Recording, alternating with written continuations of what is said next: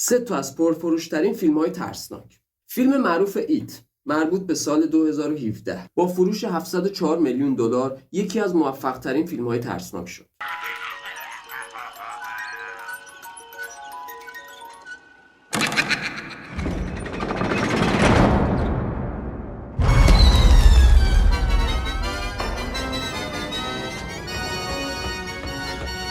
سیکس سنس مربوط به سال 1999 با فروش حدوداً 673 میلیون دلار. این فیلم با پایان شوکه کنندش تبدیل شد به یکی از خاطره انگیزترین فیلم‌های ترسناک.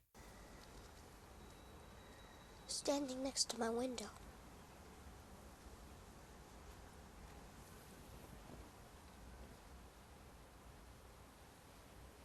Cole, you're scaring me.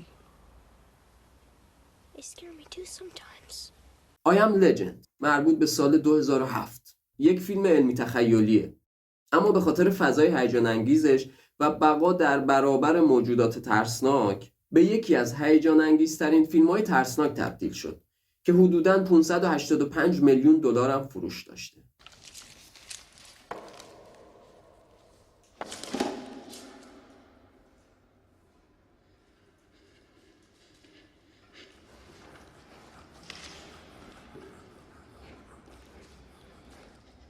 حالا شما به من بگین که کدوم یکی از این سه تا فیلم رو دیدین؟